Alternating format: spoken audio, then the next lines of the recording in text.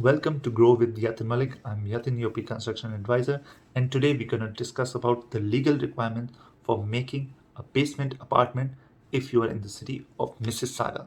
So let's get to it. Looking for some extra cash? Having a legal basement apartment in your basement is one of the best ways to go.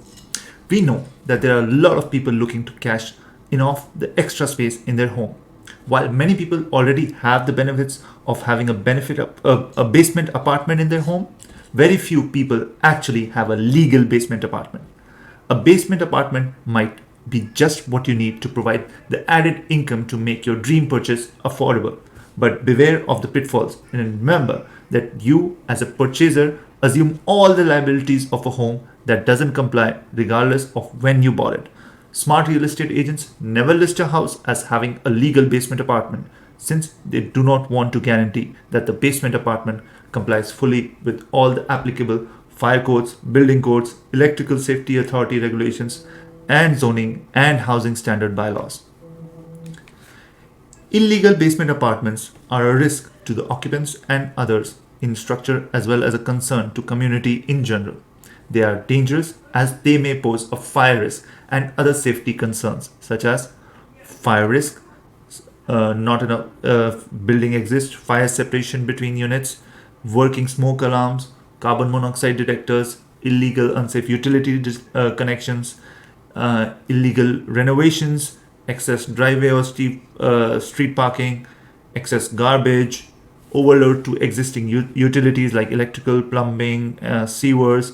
So, when a suspected illegal basement apartment is reported, the fire department receives a complaint. A fire prevention officer will then conduct an initial inspection to determine whether the basement apartment is permitted as per fire code regulations only, and to ensure that while the basement apartment are occupied, they are made safe. The fact that the basement apartment is inspected by the fire department and may be approved as a safe or that they may meet fire code does not necessarily mean the basement apartment is permitted under the legislation. The Ontario Building Code, which prescribes minimum requirements for construction of building, is a code that applies only when the house was built.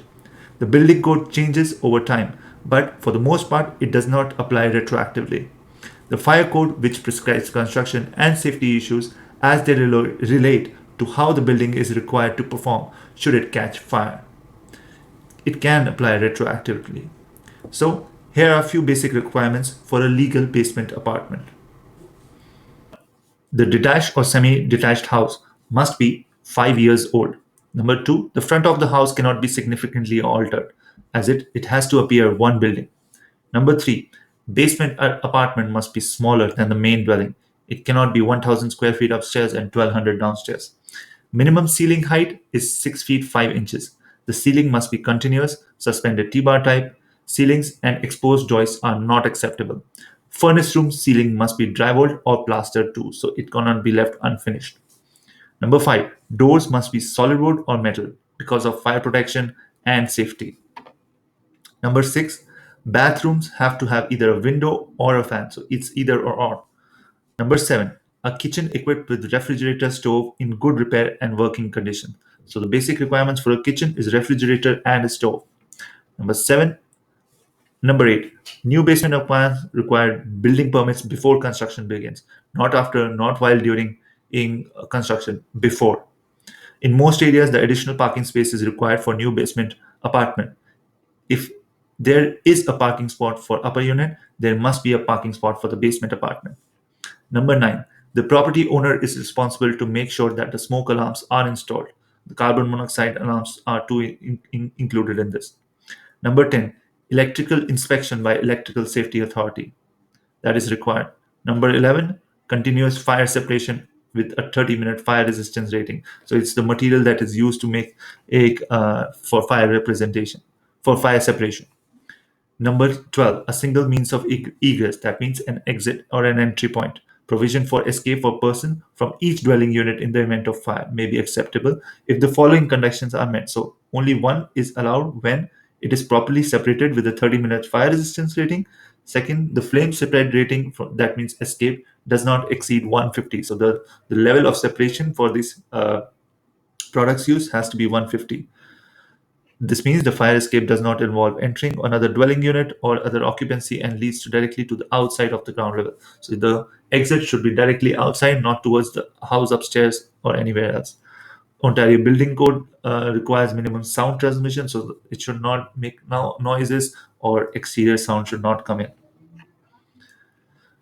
So these are the details: exits, egress, separation, legal dwellings, small alarm, carbon monoxide alarms, legal inspection, and there are huge fines if these are not followed. Legal basement apartments are promoted by the government because of these reasons. The cost of living in province is going up regularly. Number two, basement apartments can provide separate living arrangements for elderly family members in their house. So for their health and safety, they are staying safe with the kids. Municipalities are required to legalize basement apartments in all ground-related dwellings and their ancillary structures in both existing and newly development residential communities. Next, demand for utilities and services are based on household consumption. So, if it is one house, people sharing in utilities upstairs and downstairs, the demand will be less. Last, legal basement apartments offer valid form of affordable housing and increase of availability of affordable housing, which the government has been continuously saying affordable housing, affordable housing. So now for Mississauga, what are the requirements? Number one, a minimum setback of 1.2 meters for new entrances.